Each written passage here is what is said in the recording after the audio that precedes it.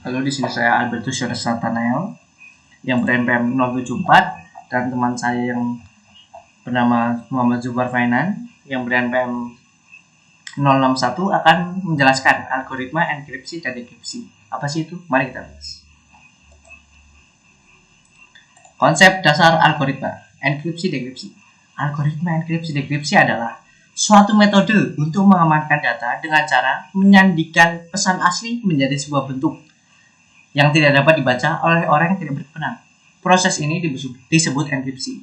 Kemudian, pesan yang telah dienkripsi dapat dikirim melalui media yang tidak aman, tanpa takut dicuri atau diakses oleh pihak yang tidak berwenang. Untuk membaca pesan yang telah dienkripsi, pesan tersebut harus diubah kembali dalam bentuk semula agar dapat dibaca. Proses ini disebut dekripsi. Penggunaan enkripsi. Enkripsi digunakan untuk menjaga keamanan data saat berada dalam perjalanan melalui pengirim dan penerima.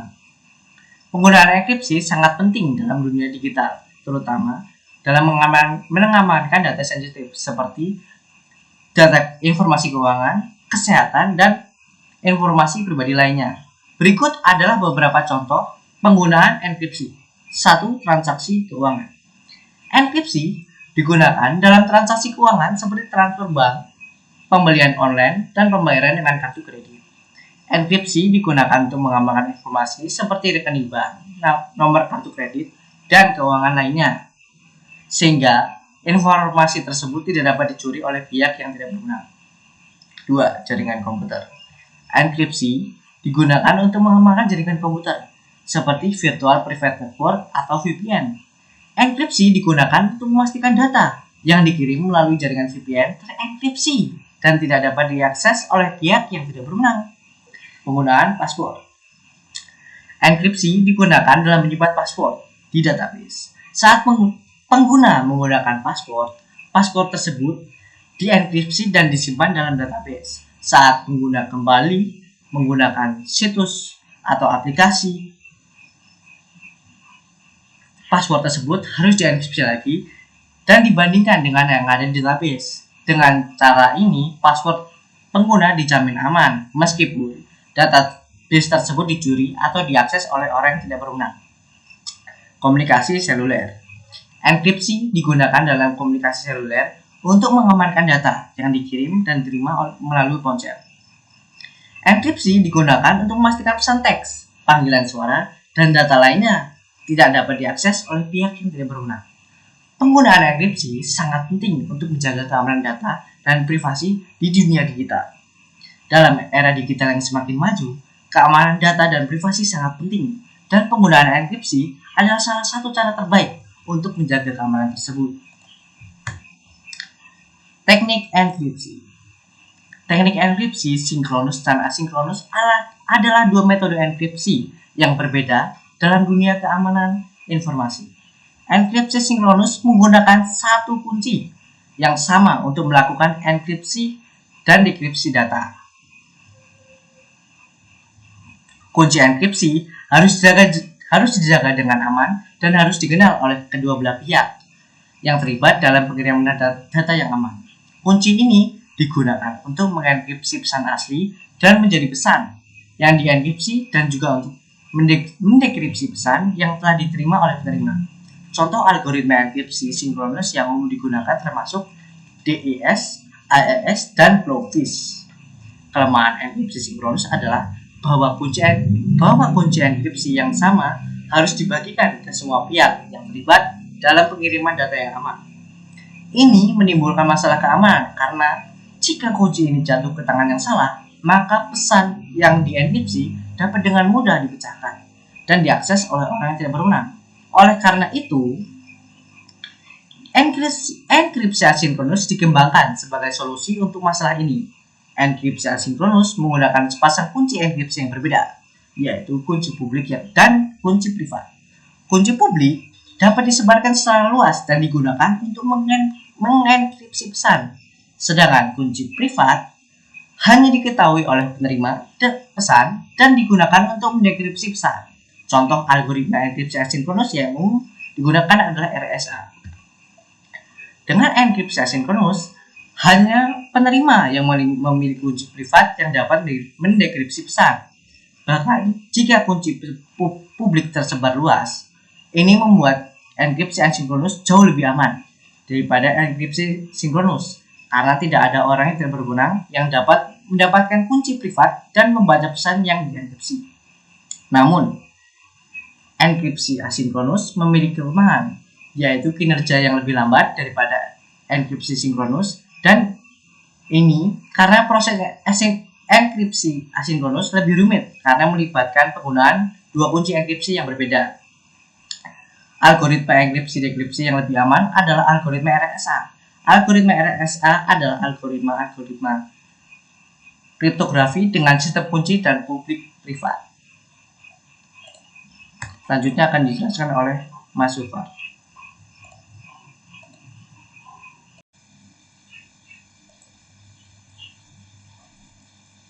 Assalamualaikum warahmatullahi wabarakatuh.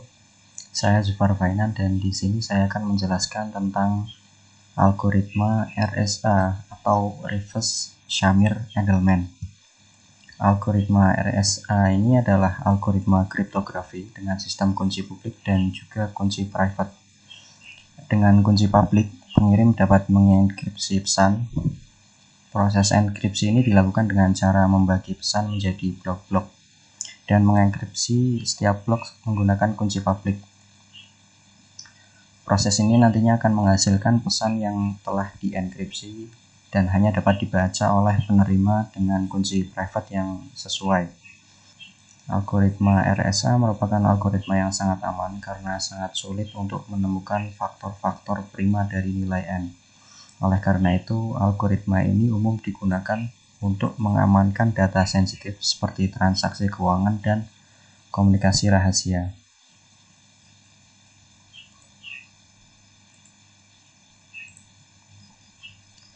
Algoritma RSA ini memiliki beberapa parameter, yaitu P.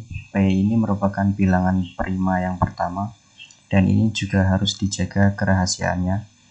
Lalu ada Q. Q ini merupakan bilangan prima yang kedua dan harus dijaga kerahasiaannya. Lalu ada N. N ini merupakan modulus dengan nilai dari P dikali Q. Selanjutnya ada E. E ini merupakan eksponen publik atau key yang diberikan kepada publik gitu. Selanjutnya ada D. D ini merupakan eksponen private dan juga ini harus dijaga kerahasiaannya. Selanjutnya ada V. V ini merupakan hasil dari P dikurang 1 dikali Q dikurang 1. Selanjutnya yaitu contoh dari algoritma RSA.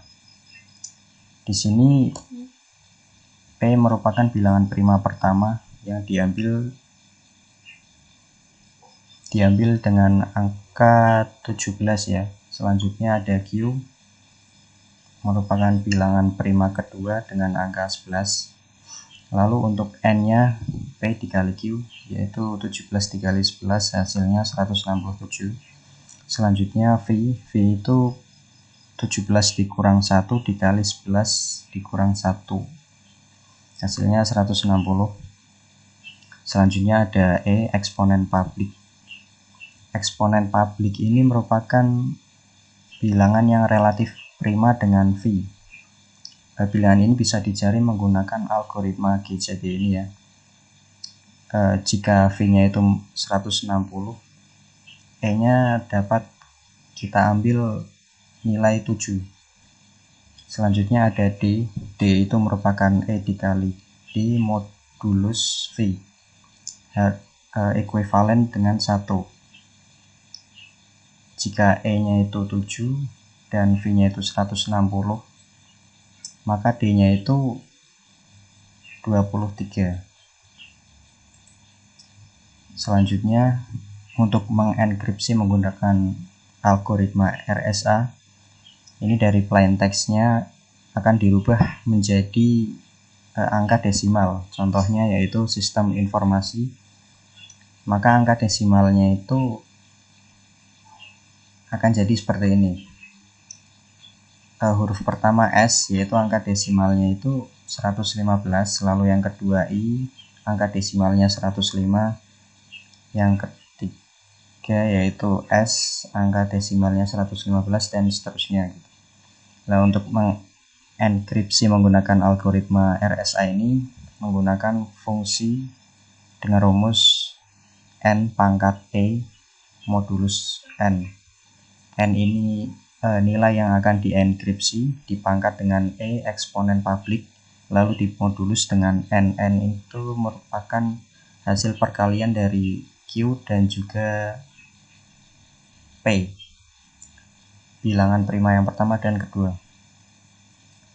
Lalu hasilnya akan muncul 157. Dari 115 ini ketika dienkripsi menggunakan algoritma RSA dengan nilai parameter yang tadi, maka hasilnya adalah 157. Lalu untuk mendekripnya menggunakan algoritma RSA, kita tahu bahwa nilai 115 yang telah dienkripsi akan menjadi 157. 157 ini kita sebut sebagai ciphertext. Nah, untuk mendekripsi ciphertext ini menggunakan function dengan rumus C dipangkat D modulus N. C ini ciphertext yang akan didekripsi dipangkat dengan D. D yaitu eksponen private lalu dimodulus dengan N. N ini hasil dari perkalian Q dikali P, yaitu bilangan prima yang pertama dan bilangan prima yang kedua.